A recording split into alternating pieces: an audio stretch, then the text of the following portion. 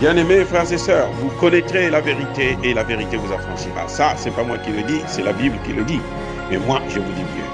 Vous connaîtrez la vérité historique, notamment celle de vos ancêtres kémites, et vous aurez une vision globale de ce que c'est que la vraie souveraineté politique. J'ajoute, vous reviendrez à la spiritualité africaine ancestrale et vous comprendrez les enjeux de l'indépendance économique.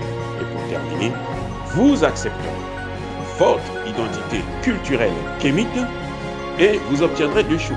La première, c'est la paix. La seconde, c'est le développement, à une condition.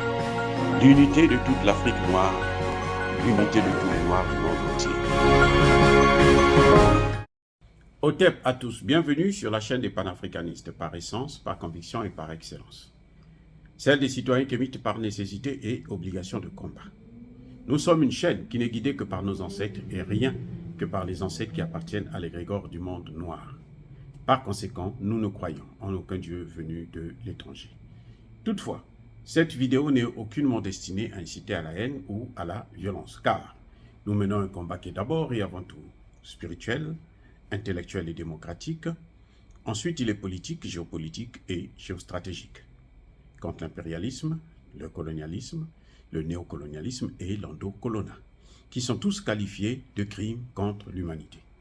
Nous menons ce combat sur la base du principe fondamental que nous avons hérité de nos ancêtres kémites, qui est celui de la Mahat, c'est-à-dire solidarité, vérité et justice.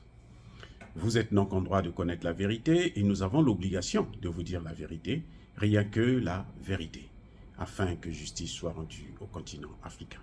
Et ça, c'est notre modeste contribution dans cette noble lutte en faveur de la souveraineté, la dignité, la solidarité et l'unité africaine. C'est exactement ça que nous appelons le panafricanisme. Bien-aimés frères et sœurs, Emmanuel Macron continue de se moquer de nous. Et le président Tshisekedi continue à tomber toujours dans le piège. Emmanuel Macron vient de nommer Nicolas Sarkozy comme médiateur dans la crise congolaise pour négocier entre le Congo et le Rwanda. Et il est reçu en grande pompe par Tshisekedi. Pour Tshisekedi, il a reçu un dieu, un demi-dieu, puisqu'il reçoit un blanc. Donc, pour lui, c'est-à-dire que là, il n'y a plus. C'est-à-dire qu'il a reçu Dieu. C'est incroyable qu'un chef d'État d'une grande puissance comme le Congo démocratique, qui fait au moins 3 fois et demi la superficie de la France, plus peuplé que la France, 1000 fois plus riche que la France, et qui se laisse parce que le président est complexé devant l'homme blanc. En tout cas, moi, c'est comme ça que je vois ça. C'est un complexe d'infériorité du président Tshisekedi face aux Occidentaux, face aux leucodermes, c'est tout. Il n'y a rien qui peut justifier qu'il accepte Nicolas Sarkozy pour venir négocier la paix au Congo démocratique. Il y a un temps pour tout. Il y a un temps pour pleurer, il y a un temps pour négocier, il y a un temps pour faire la guerre. Nous ne sommes pas à l'ère pour négocier, nous sommes à l'ère de faire la guerre. Et nous savons, nous le disons tous les jours sur nos chaînes de télévision, YouTube plutôt, que c'est la France, après les États-Unis, la France est le premier pays qui soutient le Rwanda, qui à son tour soutient le M23. C'est la France qui équipe, qui donne des armes, des munitions au Rwanda pour soutenir le M23. Entre-temps, c'est la France qui, soi-disant, forme je dis soi-disant, c'est vrai, mais je dis soi-disant pour dire que, en fait, ce n'est pas une formation qu'ils sont en train de recevoir, les officiers congolais de la part de la France. Il n'y a pas aucune formation. Regardez tous les pays francophones, là. Quel est le pays qui a une armée que la France a préparée? Aucune. Le semblant d'armée que vous voyez là, ce sont les Russes qui ont apporté ça. Et d'ailleurs, la France elle-même n'a pas d'armes. Le Rafale c'est un avion que personne n'achète. Les Émirats ont acheté ça, on leur a fourré ça là parce que bon, eux, ce sont des voyous, des mercenaires. Ce sont eux qui alimentent le terrorisme dans le monde, notamment en Afrique aujourd'hui. Mais sinon, les gens sérieux, ils n'achètent pas. Qui va acheter les Rafales? Même les Allemands, même en Europe, la personne n'achète ça.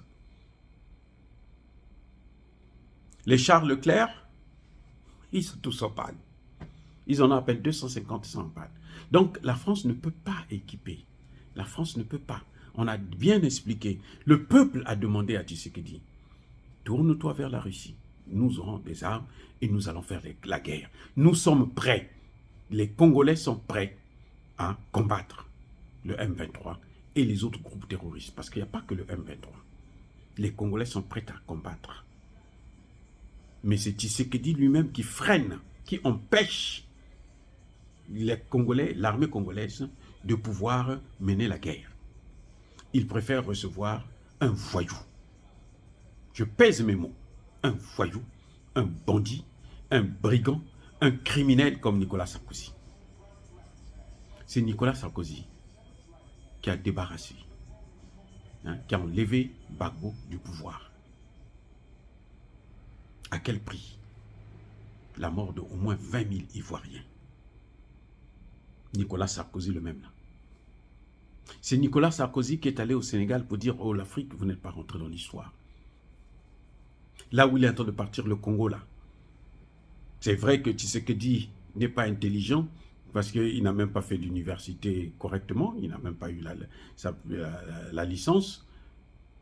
Mais c'est là, au Congo, que les mathématiques sont nées.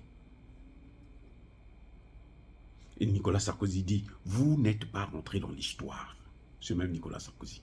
C'est ce Nicolas Sarkozy qui a détruit la Libye et propagé les terroristes à la fois dans le Sahel et dans le Golfe de Guinée. Donc celui que plutôt Félix Tshisekedi reçoit en grande pompe, c'est un mercenaire, c'est un criminel, c'est un génocidaire. Sa place serait au tribunal pénal international. Mais comme vous savez, on ne peut pas juger les puissances occidentales. Tous leurs ressortissants, ils sont des saints. On ne peut pas les juger parce qu'ils sont forts, parce qu'ils ont des armes. Mais au moins, nous avons la possibilité de refuser, de s'éloigner d'eux, de refuser de négocier. Maintenant, on peut plus, Tshisekedi ne peut pas dire que je n'avais pas le choix. Ce n'est pas possible. Puisqu'il a le choix de se tourner vers la Chine, vers la Russie, vers la Turquie, vers l'Iran et bien d'autres pays qui peuvent nous aider, nous équiper et l'armée congolaise fera le reste. Il préfère recevoir. Nicolas Sarkozy, quand vous venez négocier, écoutez-moi bien, la négociation dans les circonstances actuelles, c'est pourquoi?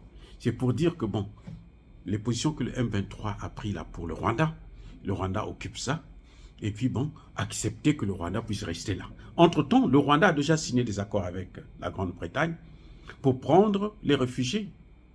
Vous savez quels sont ces réfugiés? Ce sont les Afghans et les autres. Que l'Ouganda vient de refuser là. L'Ouganda dit, moi, niet, je ne veux pas les recevoir. Et pourtant, c'est les conventions de Genève. Hein. Ce sont des réfugiés, vous devez les recevoir. Il dit non, eux, je ne veux pas les voir ici.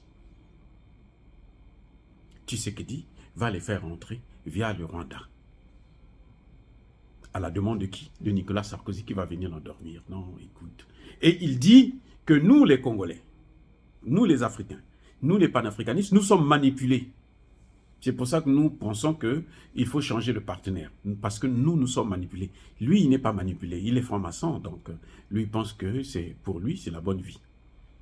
Non, c'est incroyable ce qui est en train de se passer au Congo démocratique. On envoie un fou pour venir régler les problèmes des vrais gens. C'est incroyable. Si Nicolas Sarkozy a dit que l'Afrique n'est pas rentrée dans l'histoire, là où il est là, c'est le siège des mathématiques. C'est là, le Congo démocratique là. Loge d'Ishongo, que les Belges ont pris et emmené chez eux, comme si ça leur appartenait. Ça se trouve actuellement en Belgique. Ils en ont fait même un gros monument. Eh oui, l'os d'Ishongo là, c'est pas belge, c'est congolais. Ils ont pris, ils ont emmené chez eux. Vous voyez, donc, Tshisekedi a besoin de repartir à l'école. Je pense que ce serait mieux pour lui. Il faudrait qu'il reparte à l'école. Qu'il laisse la présidence. Il n'a pas besoin d'un second mandat. Et j'espère qu'il ne va pas être réélu au cas où ils organisaient les élections. Parce que s'il n'y avait que moi, même les élections, là, on devrait les suspendre d'abord. Parce que le plus important, ce n'est pas organiser les élections, mais c'est organiser, organiser l'armée et faire la guerre contre les occupants. Dire cela, c'est inciter à la haine ou à la violence. Non. Un pays qui est attaqué doit se défendre. Malheureusement, on le voit avec l'Ukraine. L'Ukraine a le droit de se défendre, mais le Congo n'a pas le droit de se défendre. L'Ukraine a le droit de recevoir de l'aide, de soutien militaire de partout dans le monde, notamment des États-Unis et de l'Union européenne, ce que le Congo ne peut pas bénéficier, ne serait-ce qu'une condamnation. Et le Rwanda n'a pas le droit à des sanctions, alors que la Russie, aujourd'hui, est poursuivie par le tribunal pénal international, bien que, n'étant pas signataire des accords de Rome, portant la création du tribunal pénal international. On voit très bien le 2 poids 2 mesures. Mais ce 2 poids 2 mesures là, c'est pourquoi? Parce que nous avons des dirigeants larbins. D'ailleurs, au niveau de l'Afrique centrale, hein, c'est des complexés, c'est des colonisés, c'est des paillassons, c'est des gouverneurs, c'est des représentants de la France. Ce n'est pas des présidents, des représentants des peuples africains. Et Tshisekedi en est le plus grand laboratoire, le meilleur exemple. C'est ainsi que, pour terminer, je persiste et je signe, bien-aimés frères et sœurs. Soyez bénis, abondamment bénis par le Dieu de Kemet. Mais que tous ceux qui persécutent le continent africain, tous ceux qui le déstabilisent et le pillent, qu'ils soient noirs, blancs, chinois, arabes, indiens ou qui que ce soit, qu'ils soient punis, maudits, foudroyés, neutralisés, écrasés, effacés par le Dieu de Kemet et par nos ancêtres évangélisés. Vive l'Afrique éternelle, j'ai dit et j'assume.